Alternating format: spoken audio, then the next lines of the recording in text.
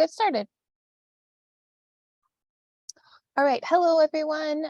Thanks for joining today. My name is Alicia Reinhardt. I am the Transition and Graduation Consultant on the Special Education team here at DPI. I am also the Transition Readiness Grant Director, which is why we are here today to talk about the upcoming or the current competition for award grants for the 23-24 school year. Excuse me. So just a couple housekeeping things as we get started. Please make sure your microphone is on mute during the presentation. We are going to go through specific details around the grant program for 23-24 and the application. We will stop twice for questions, and I have Pam Jensen here from the Transition Improvement Grant who's going to be monitoring the chat for questions.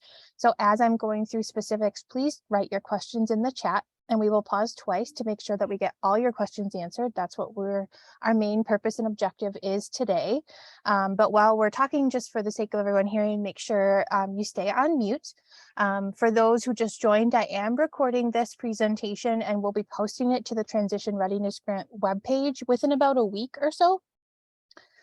So that folks who can attend or interested applicants who want to go back and rewatch any parts as they're completing their application have access to this information. So our main objectives for today will be to provide a brief overview of the program for the next year and any updates for the next biennium.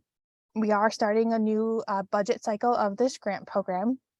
We're going to provide guidance for completing the application and the budgeting claim process, and of course, answer questions. And as I mentioned a minute ago, we are recording today, so you should be able to go back and access at a later date if you need to.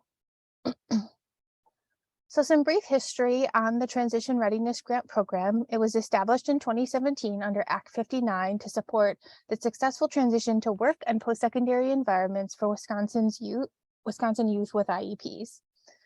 It is a competitive grant, meaning that there is a competition among school districts every year and has a current annual allocation of $1.5 million, which is pending in the new state budget.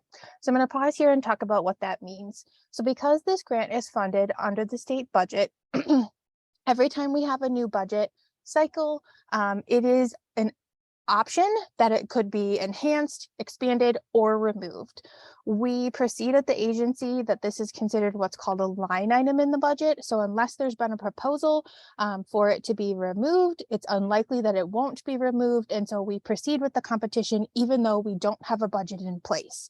Mostly what happens is that we cannot provide grant award notices to grantees until the budget has been signed by Governor Evers.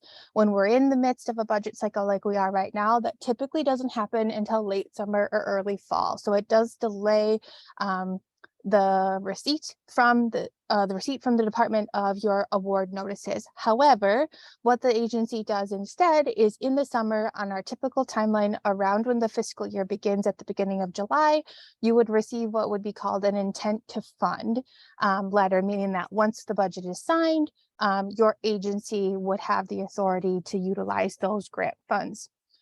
There is a small chance that there could be something that happens in the Joint Finance Committee that this grant be removed from the state budget. We don't anticipate that would happen. It's very unlikely, but I do need to put that disclaimer out there. The other thing that's related to the new state budget and the biennium is that every 2 years, we take a chance at the department to reflect and get feedback from the field about how the grant program is serving needs in the field. And so we did that this year via a Google survey and looked at also our past grant summaries from recipients. They submit each year a summary to us via a survey about the impact of their grant funds and things that were a barrier and things that were a positive as a result of the grant funds. And so after reviewing that, we recognized that the 4 evidence-based categories were being well utilized.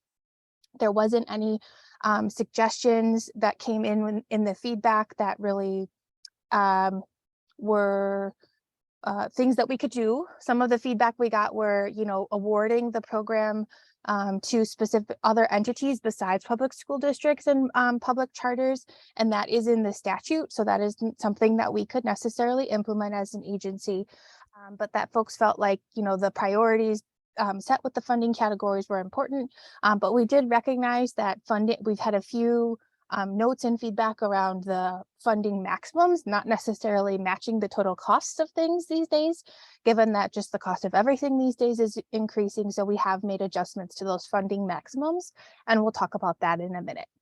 So that is a process that we conduct every time we're in this sort of budget cycle period, so that we have a chance to make sure that the grant program is continuing to fulfill needs in the field.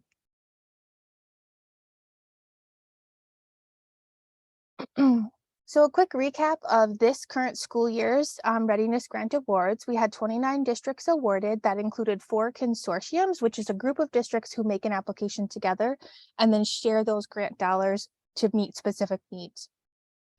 48% of those recipients had not previously received an award. And so I really highlight this because I think folks sometimes feel like they shouldn't apply if they've already received an award, or their chance might be less. But given the age of this grant program, we're starting to see more and more returning districts. However, it will continue to be a priority that districts who've not received award are prioritized in our scoring process. In terms of how the funding broke down for the 22-23 grant awards, competitive integrated employment for the second year was our most requested category, closely followed by transportation. And then in addition, we're starting to see more growth in the transition training category, which I think is really promising. Several recipients this year made grant proposals to have all of their high schools special education staff trained, or special education staff trained across a district, which I think is a really great way to build capacity and establish consistent expectations across your school district.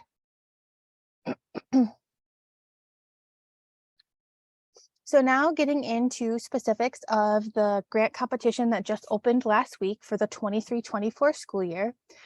The allocation will be $1.5 million, again, to fund evidence-based transition practices. We released the application 1 week ago on March 8th, and they will be due to DPI via email on May 3rd.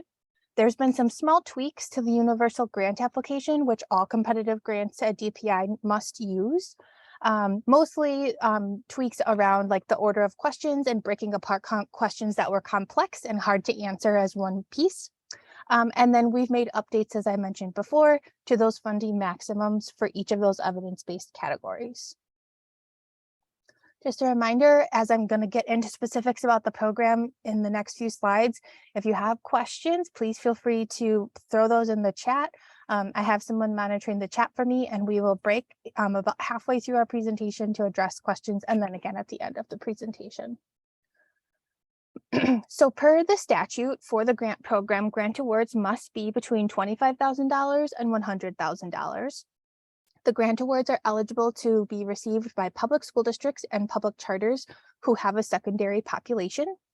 And grant awards must fit into one of these 4 evidence-based transition categories, either transportation options, including both purchases and contracted services, competitive integrated employment training programs, post-secondary tuition and supports for students, and then transition training for staff members. Just checking my notes here. So a couple things based on specifics of these evidence-based categories. We do have a programmatic rule that a district cannot substitute funding from one category for another as part of their award. So for example, if the district writes a grant proposal for a competitive integrated training program, this is where it happens pretty often. That program might be something like Project Search, and for whatever reason that proposed student doesn't attend Project Search, whether they're not accepted or it's just not a good fit, they find something different. We cannot take that $15,000 that you might have applied for that student and apply it to transportation, for example. That is because we've had that in the past and it was really hard to manage. And the use of these funds, we prioritize the use of these funds to support students in experiences in that school year. And so it's pretty easy for us to try and allocate dollars to things that might support future students, like curriculum purchases, furniture, current construction updates, and we have other funding sources for those things for special education. And these funds really need to be prioritized on supporting student experiences in the 23-24 school year. And so that is why we have that programmatic rule in place. So if, for example, that happens to your district and you're unable to apply those CIE training program dollars to another student or another cost in the district simply would just not claim for those dollars that you didn't spend. There's nothing that needs to be returned to DPI. The way this grant program works is the district first must spend the dollars and then claims for reimbursement to the agency. That's a really common flow of how funds flow between DPI and school districts. So your business offices are very used to those procedures and sort of how that goes. Couple other notes. The other thing I'll just mention here with that changing of students, maybe not attending a specific program or substitutions for a category, that won't necessarily impact your award eligibility or what you're awarded. I know that the timing of this competition and when students need to apply to programs like Project Search and some of the employment programs at our technical colleges doesn't necessarily align real great. And I unfortunately don't have a lot of control over that, especially when we're in like a budget cycle year as well. And so, I would just suggest that interested applicants apply for what they think that they will get, and I can work with the district on seeing if we can apply funds later if a situation arises and you're not able to use those funds in that way as first intentioned. So just know that I will work with folks as best as I can, but don't feel like you're not going to get an award because your student didn't get accepted to Project Search or something to that effect. Okay, so I'm going to spend a few minutes now talking about those 4 evidence-based categories and allowable costs under them. So you'll see here, if you were a previous grant recipient or an applicant, that we've had some updates to the funding maximum. The first category is transportation options. This includes 3 options this year, either $10,000, $15,000, or $30,000. But we still have a rule that a district can only apply for 1 transportation award. So you would need to pick one of those dollar amounts. And some examples of allowable costs would include a vehicle purchase, contracted transportation, either with a taxi company or a bus service, bus passes, as well as driver's education coursework on the road training for students, and any licensing fees that students might incur to getting their driver's license. When I go through allowable costs, know that these are just some examples, and if you have specific questions about allowable costs, please ask them today or contact me via email, and we can make sure that those are allowable before you submit your application as well. These are just some good examples of how past recipients have used grant dollars in each category.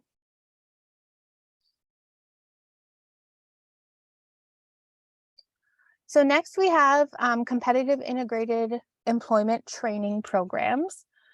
This has been upped to $15,000 per student to allow for some increasing costs, especially in like Project Search programs and programs at Wisconsin technical colleges. Some example allowable costs here include, like I mentioned, Project Search, the Wisconsin Technical College, vocational training programs, youth apprenticeship programs, or something individually or locally created for one or a group of students. Here is where if you are planning to apply for this category, I want you to pay special attention to the directions in the grant guidelines document about this section.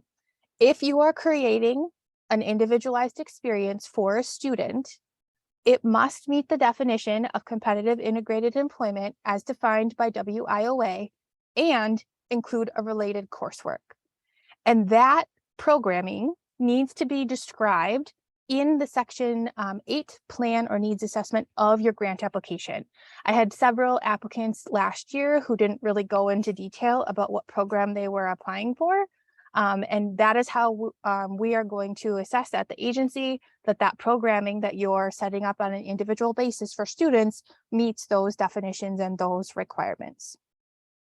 If you're applying to a program that is more structured, like Project Search or anything at Wisconsin Technical Colleges, you can just identify what that program is. We have vetted those programs to know that they include those components.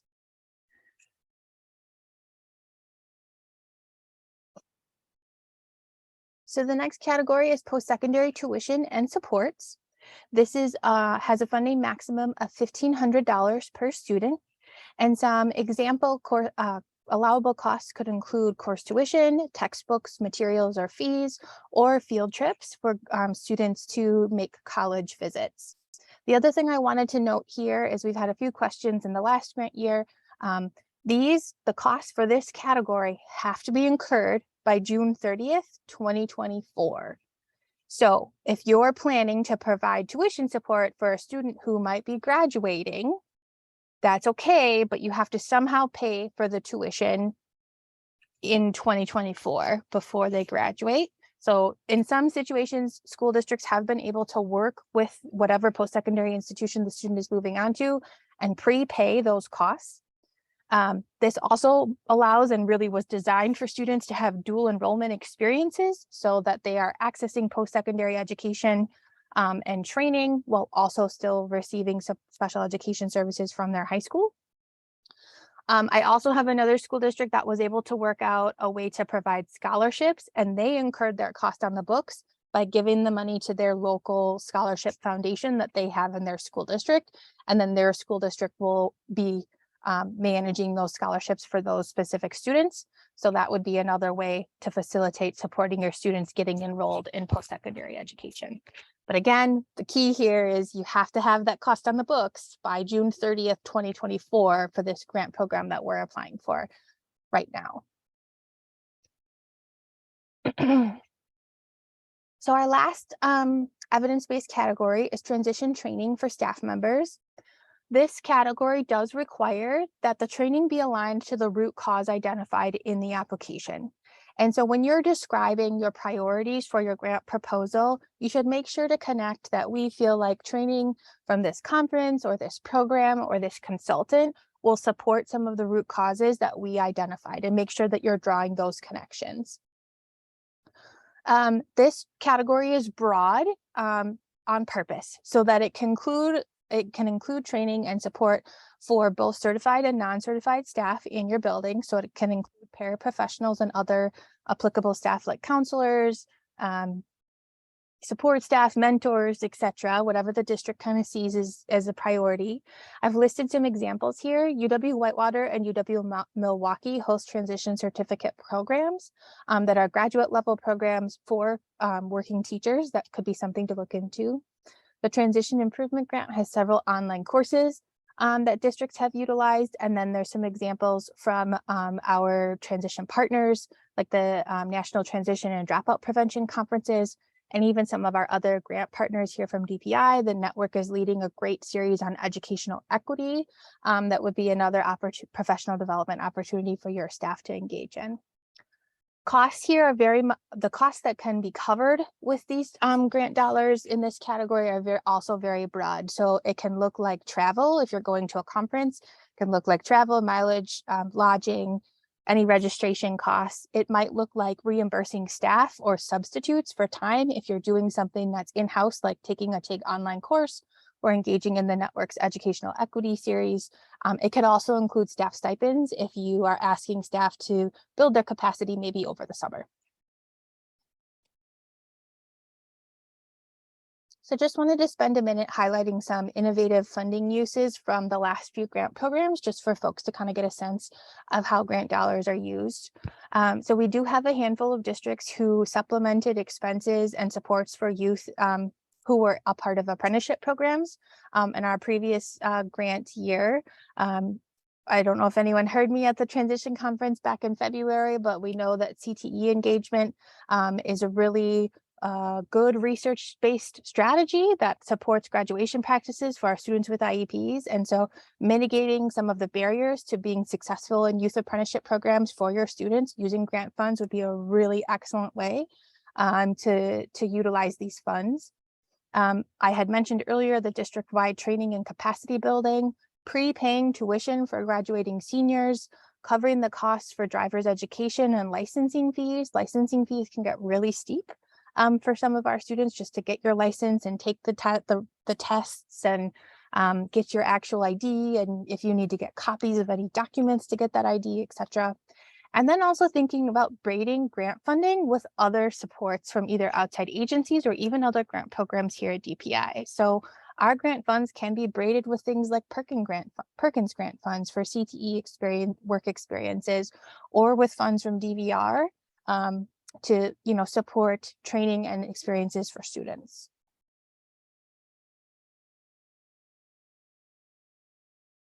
So this is this place where I'm going to break for questions, because there's usually a lot of questions that come up as I go through those categories and allowable costs.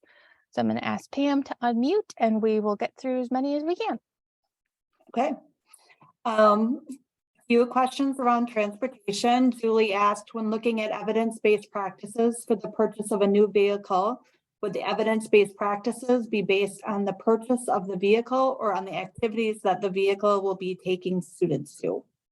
It would be the vehicle that the activities that the vehicle would be taking students to. We know transportation is a huge barrier to providing transition services and employment for people with disabilities. And so that's why it's considered a funding category for us, even though driving a kid to work isn't necessarily an evidence-based strategy of their post-school outcomes. Okay. And then Crystal, does transportation options include paying wages for staff for transporting students to post-secondary activities? Yes, that does include if you want to hire, some districts have done that. So either a current staff or other districts have hired part-time folks to be drivers specifically for transition programs. Okay. Kay is wondering, does it have to be a taxi company? Can you use transportation funds to pay the salary of a district driver? Yes, that's allowable. Steve, when seeking transportation funds for $10,000, do I need to spend all $10,000? Would it be acceptable to spend less than the award? Yes, it is acceptable to spend less. Obviously, I would want to help you utilize as many of your grant dollars as you can. But because we have the setup with the program where the district first incurs the expense. So first the district pays for that transportation contract and then claims the DPI for reimbursement. You're only able to claim what you actually spend in that category. And then some post-secondary tuition and support. Steve, is learning for independence and NWTC covered in any of these categories? So was that a specific program? Would you like to unmute and ask that? Yeah, it's a specific program for students. They take classes at NWTC. It's called Learning for Independence. As long as the program includes both a community-based employment experience that is considered competitive and has related coursework, which I'm assuming it does. If it's at a technical college, yes, it would be allowable. So real quick, what if, so we have an LFI at Moraine Park Technical College 2 in Fond du Lac, Wisconsin. Mm-hmm. So what if the idea is that it's not competitive employment in the community, but the student is going to progress into a certificate program, a 1 or a 2 year program? So for that, I would probably recommend using the post-secondary category because the competitive training category does require an employment experience. Okay, thank you. Mm-hmm. And so it could be covered under that post-secondary one if we go, if it covers that route for the $1,200 one. Mm-hmm. It's Okay. $1,500. Yep. Oh, 15, sorry. Yep. No worries. I get it. And then Emily's wondering, do you have to specify the student or just the number of students?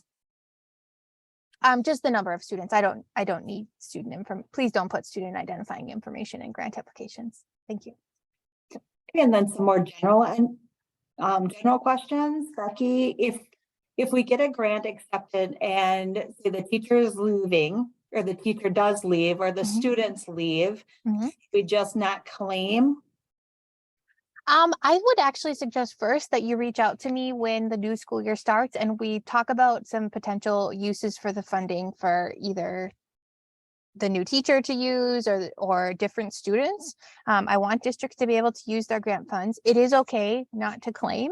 But I will say when we're advocating for this program, which I think is really beneficial, we'll talk a little bit about the impact from past recipients here in a little bit. It's really hard to advocate for keeping the program when districts aren't spending their dollars. So let's work together and make sure that you are spending those dollars and we keep the allowable cost as broad as possible. So we can definitely try to apply them in ways that would help the district. And if we use funds for stipends for staff to build capacity over the summer, would they start that this summer? I would be careful about that because I can't guarantee that we're going to have a budget signed. You might want to plan for next summer. Until you have a grant notice in your hands, you technically cannot spend dollars related to these grant funds. And then a general question from Steve, what would braiding with, excuse me, what would braiding with DVR look like? Yeah, absolutely. So maybe grant funding could supply tuition supports for a student accessing post-secondary education, but DVR might be able to fund short-term transportation for the duration of that class, or DVR might be able to cover equipment costs. Like let's say a student's going to take some sort of mechanical class and they need to purchase tools. DVR can purchase tools and this grant could fund the tuition for the course. Okay, and then Liz had a general question. Do you have any examples of braided funding with DVR? So that may have been answered just now. Yep. Do you have anything to add to that? Nope, I think I would just, think about unique ways that, allowable costs could be covered by the grant and that obviously the supports that DVR can fund are more broad than this category. And so just thinking about working together and helping the student meet those post-secondary goals. Excuse me. Katie is wondering, can you please review how the allowable expenses work with providing scholarships?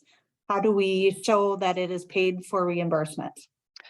You just need to show that the cost was incurred by the district on your books. So if you're gonna so I think the example I used with scholarships was where a school district wanted to provide scholarships for students who are graduating this year. So in the 22-23 school year, what they're able to do is incur the expense by paying the scholarship foundation.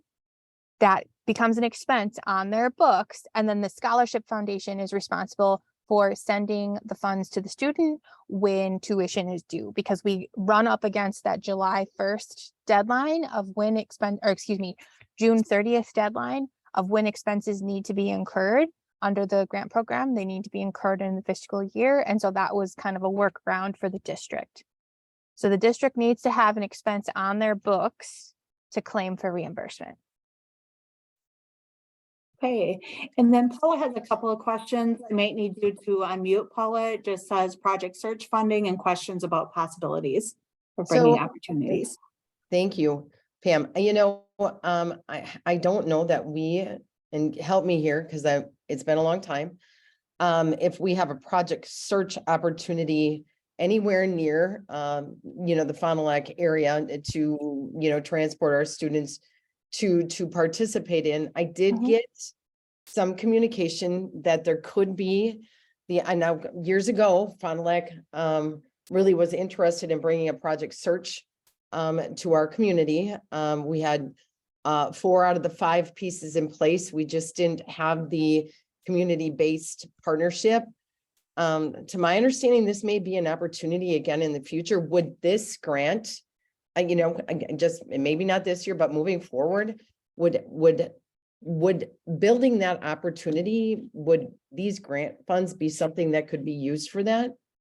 So these grant funds are designed for providing supports for students having the experience. So they would need to attend an established project search site, which you can find on DVR's website.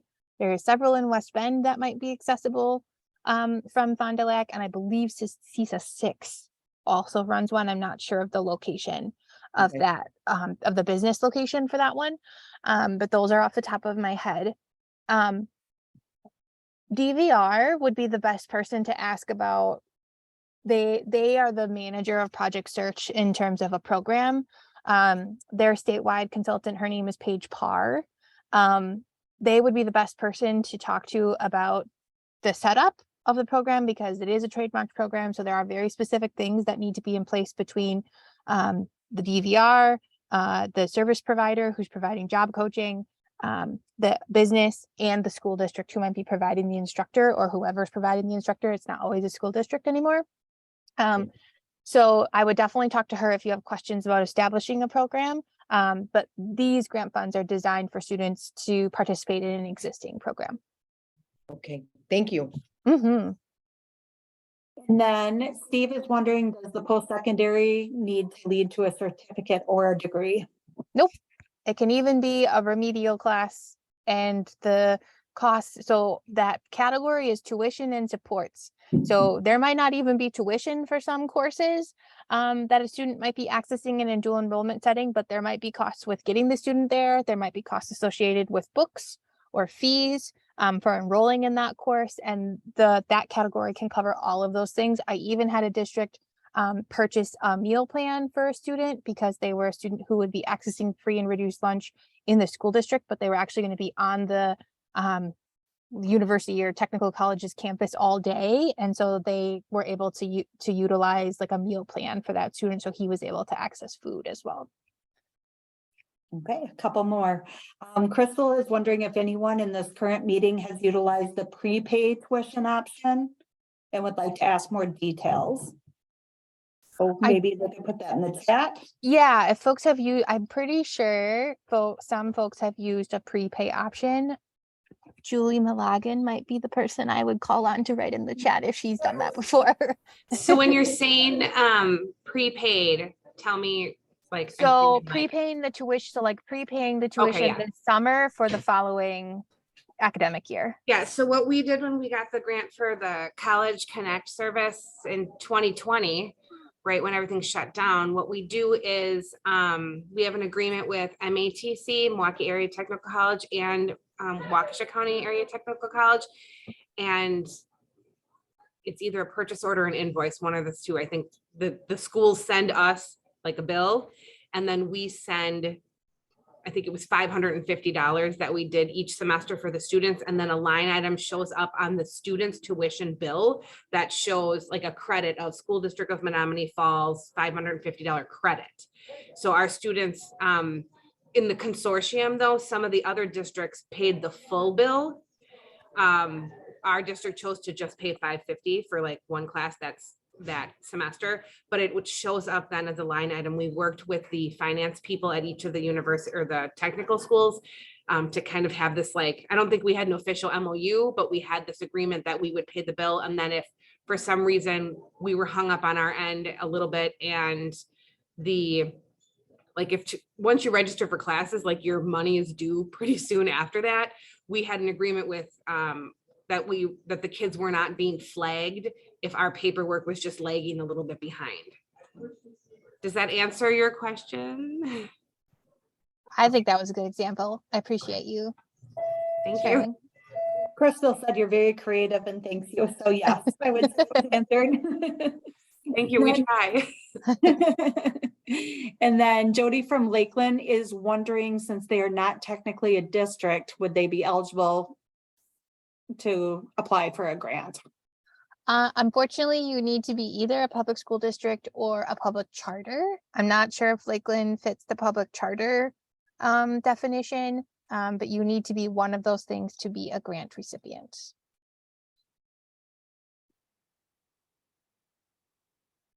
Okay, I think that is all of our questions for right now. Okay.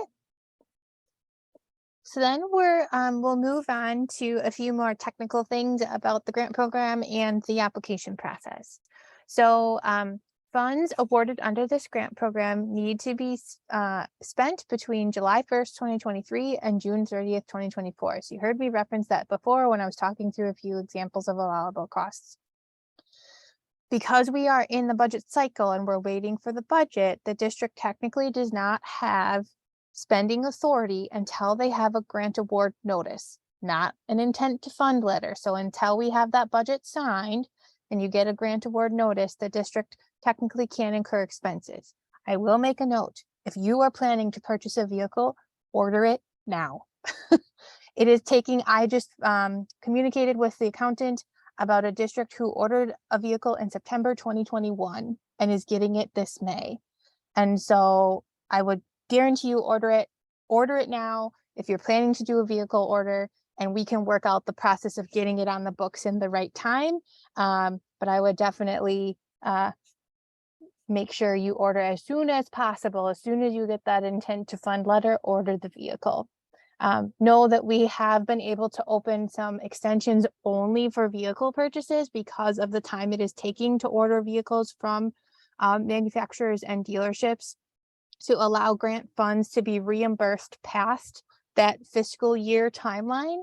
And if you get into that situation, just start communicating with me, and we have a process established with our finance team here at DPI, because we have had, I think we have 5 districts this year who were in that boat, who tried to purchase a vehicle and took a really long time to get their vehicle. If a vehicle that is on a lot or a used vehicle meets your district needs, go ahead and purchase that too. You don't necessarily need to order a brand new vehicle.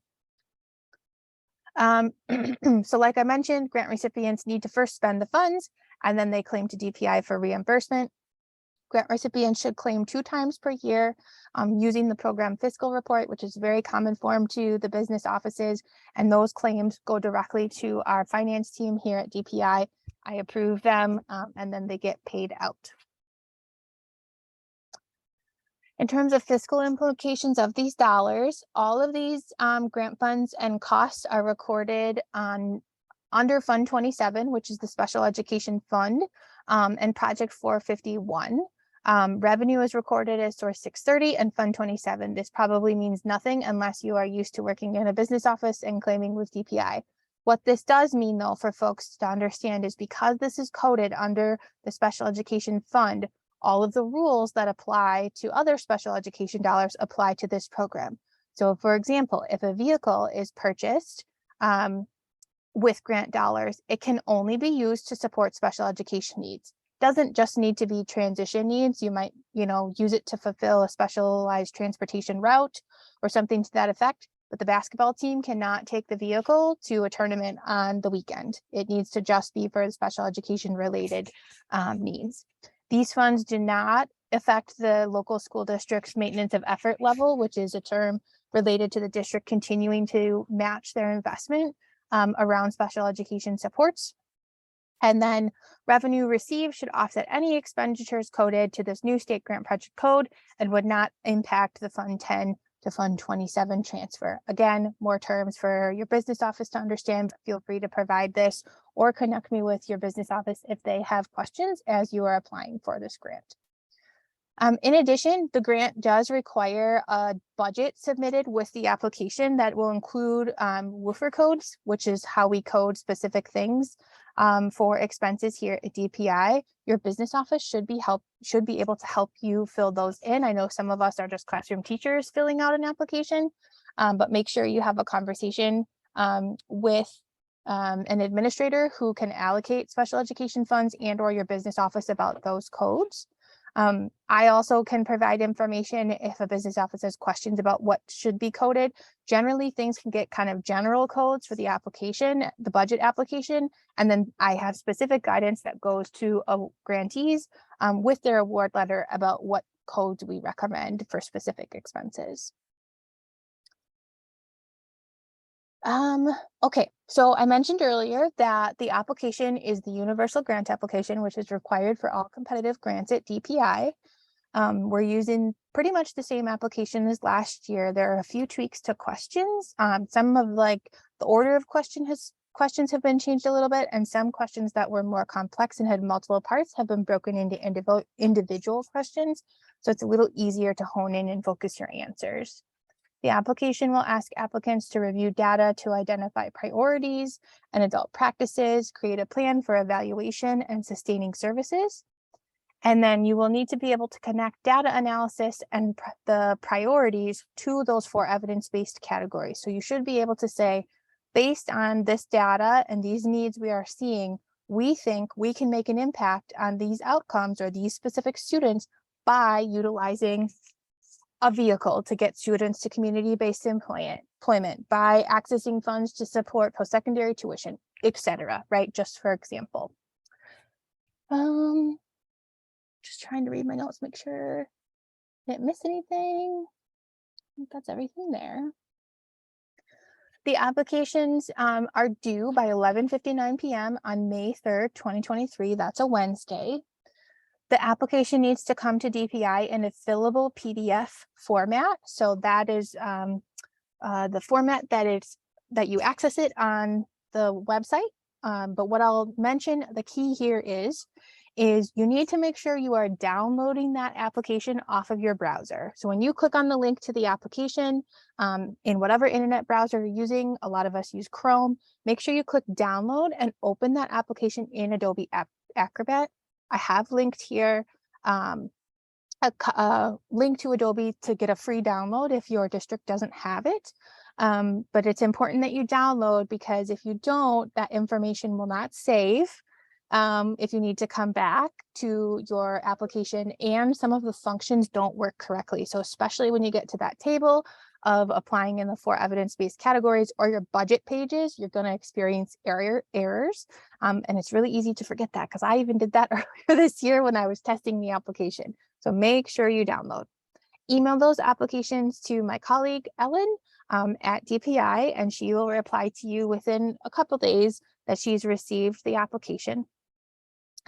Consortiums of districts can apply together. So let's talk about consortiums for a moment.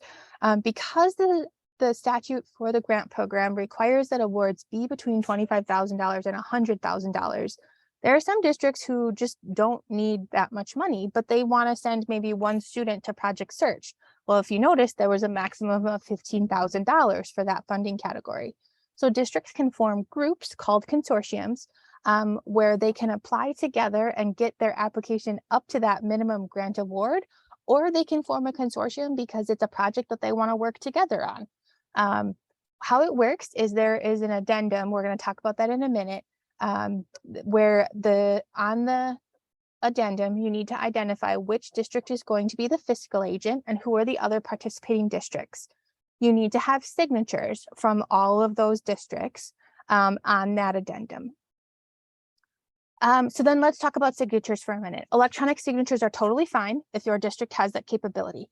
Sometimes it doesn't work great to do electronic signatures, so it is okay to print out the signature page and or the consortium page where you need to collect signatures, have people sign those pages, scan them, and email them to Ellen as well. Just make sure you indicate in your email that you are attaching a separate signature page, and or if you're applying for a consortium as well, indicate that in your email. And then finally, just a note that incomplete applications will not be considered. So make sure you have answered every single question on your application. So specifically for applying for a consortium, this is different if you've applied in the past. This looks a little bit different on the application, so I just wanted to go through it. On page 1, right under the section where you're putting people's contact information, you'll note if you're applying as an administering agency for a consortium. So if you are going to be the fiscal agent, you check yes here, and then you can open this fillable PDF where you can go and collect the signatures and identify the other districts that you're going to be working with in the consortium. How that works with a fiscal agent is the district who's the fiscal agent, they're responsible for incurring the costs, claiming to DPI for reimbursement, and sending out the funds to the other districts when the reimbursement has been received. So for example, if I am the fiscal agent, I would submit the application and this addendum. I would be responsible for invoicing the other districts for the costs. They would pay for those. Then once I've incurred that cost, I claim for reimbursement and send the money back to the other districts in my consortium. Sounds a little bit complicated, but actually we have 4 consortiums who were awarded this year, and districts are more used to doing this than I think, at least I knew happened when I was a classroom teacher. So.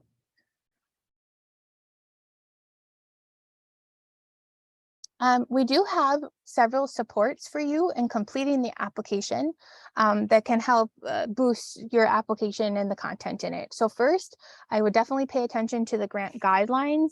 That is where you will get specific instructions about each question in the grant application and what needs to be included there. This is where you will also find specifics about that competitive integrated employment definition and those programs that if you're creating them individually, what you need to include in your application and what sort of the criteria need to be met for that programming. There's also a copy of the rubric that will be used in the scoring process, as well as 3 different resources to help you do that data analysis and really make that connection to root cause needs and how these grant funds are going to impact those needs in your district. And just, I forgot to mention, I'll go back to this one second. I want to thank TIG staff for helping me put together those data analysis resources. If you've worked with TIG before and their support, they might look familiar to you. And then let's talk briefly about the scoring process. So I mentioned earlier, districts who have not previously received a Readiness Grant Award will be prioritized. That does not mean you should not submit an application if you've already received an award. Remember, I said 48% of our current grantees had previously received an award. So it's definitely recommended that you submit an application every year you have a need.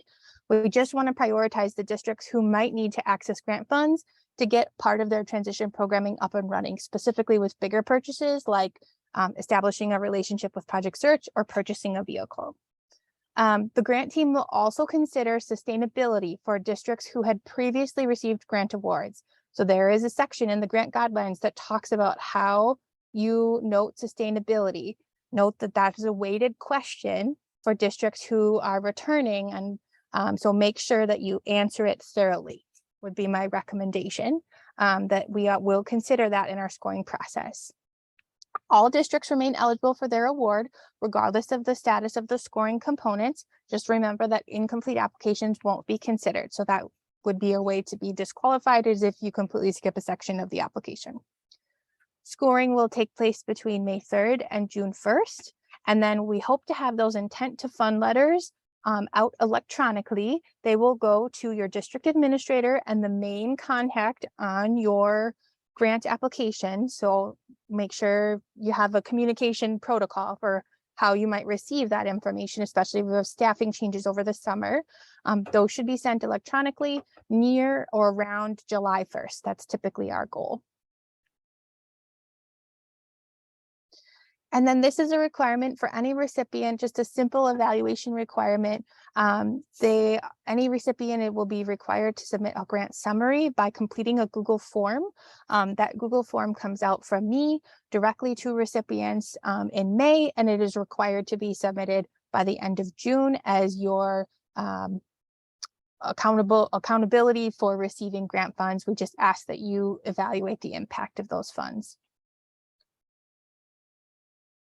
And then lastly, if you're still kind of on the fence about whether or not this grant program would be good for you to apply for, I just wanted to include a few statistics from those grant summaries.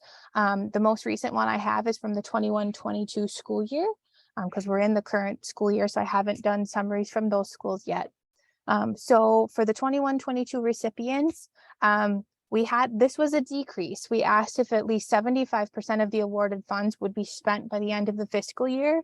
It was about 54% said that those would be spent. And so, a couple things that have definitely come up in my conversations with districts that I want you to consider. Make sure if you're writing an application now and between now and when you get awarded the grant, there is a change in district administrators, teachers, have a plan for that. Maybe talk about that as you're writing your application, either with your current administrator or the group of people that you're working with, so that those plans can be carried out by the people who come into those roles later on. Another thing too, make sure you might discuss some broad options, or feel free to reach out to me and we can set up a phone call for if for some reason your plans fall through because a student didn't get into a specific program or their goal changed or something to that effect. Don't just let your funds go. We want you to use them. And so make sure, you're just paying attention if some grant dollars are not going to be used, that let's have a conversation, because I want to be able to help districts as best as possible spend their grant dollars. I will say, I do think this question was impacted by districts purchasing vehicles. This is the grant year that we're closing out yet, where I said I had one district yet who ordered in 2021. I think there was 5 or 6 districts who hadn't spent those dollars because a lot of their dollars were going towards a vehicle purchase and they're still waiting for vehicles.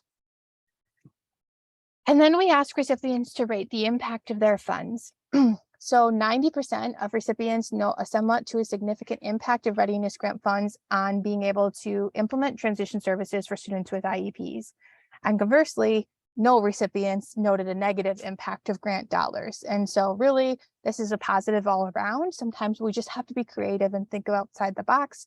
If your original proposal, for whatever reason, kind of fell through for some of those various reasons that I've noted throughout the Q&A today. So I am gonna stop here so we can get through questions, because we have about 8 minutes left and I want to be respectful of everyone's time, but I'm happy to stay on after 1 o'clock as well. So Pam, if you could help me kind of sort through those questions, that'd be great. Absolutely. Liz is asking, can we use the vehicle money to purchase e-bikes for students to get around town to their jobs? Absolutely. That sounds like a very innovative way of using transportation dollars. And Julie's wondering, could students who have a 504 plan, not an IEP, utilize wheelchair accessible vans purchased by the No. grant? It needs to be special education related costs only. So that can include, though, needs for teachers. So if teachers or paraprofessionals physically need to get places, they can use the vehicles. Doesn't necessarily need a student needs to be in the back every minute of that vehicle. But just know that it needs to be special education only. Crystal, did you discuss why the previous grant was 2 years and this one is only 1? So I might have had an error. The grant is only 1 year, but we reevaluate the program on the budget cycle, which is every 2 years. So the program will stay the same for 23-24 and 24-25, and then we'll go through that feedback process again and reevaluate the grant program. For consortiums, does the administrating agency have to be a school district or can it be an agency? Nope, it needs to be a school district by statute, because that would be who would the grant recipient would be. And what if one of the districts in the consortium had received a grant? How should we answer the question, has your district previously received a grant? I would just go by the fiscal agent status. That's how we've treated it in the past. And Liz, so districts in the consortium for project search would have to pay tuition first and then get reimbursed from the fiscal agent for the grant? Correct.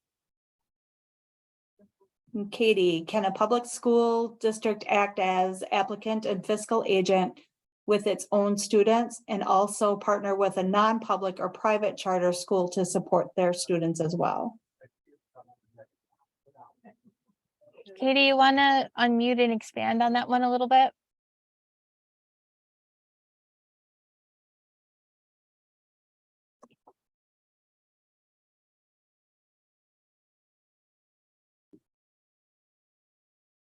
Is that Katie Keaton? My mic is broken. Katie James. Okay. So the funds directly can only be awarded to a public school district. They need to be used to support students with IEPs in that school district or any school district in the consortium.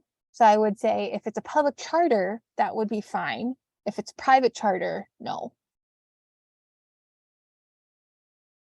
Let me know, Katie, in the chat if you have additional questions.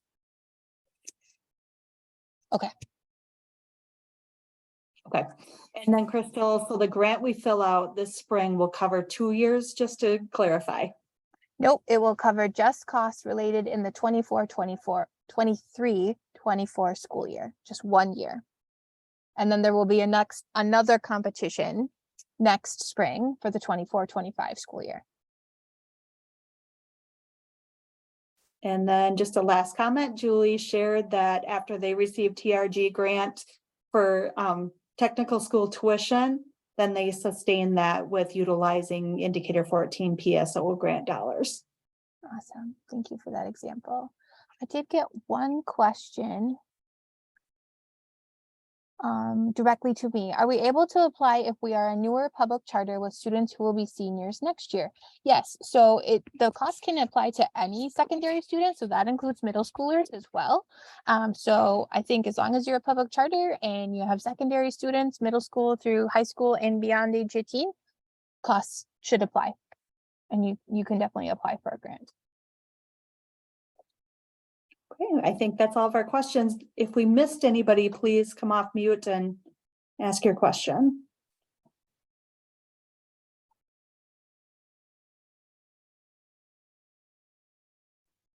Right, but excuse me, I have a quick question. What if a student has graduated? They've graduated already?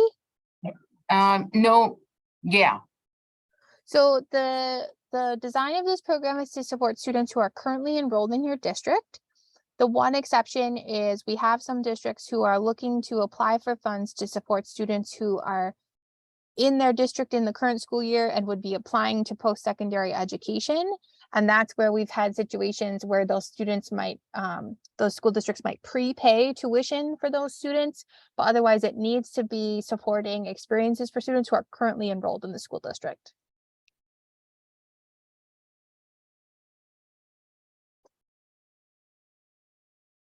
Okay, and then a couple more questions coming in.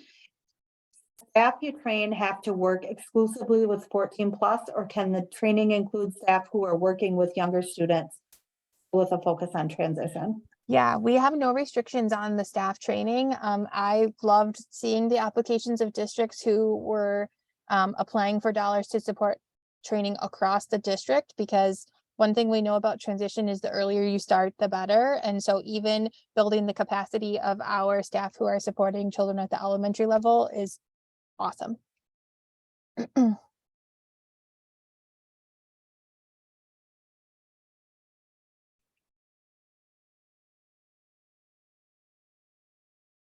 other questions? Don't see any other questions, just some comments of thank yous. Awesome. So I'll just wrap up here by reminding you all that the application and the directions and support documents are all found on the Transition Readiness Grant website. I have it linked here as well. I'll stop sharing in a second and drop the slide deck into the chat, and I will also email everyone the slide deck. We will also post the recording of this presentation at the website, probably within about a week. We'll get that up. And with that, I'll say thank you to everyone who joined today. Feel free to stay on. If another question just pops into your mind, drop it in the chat, unmute. Otherwise, have a great rest of your Wednesday.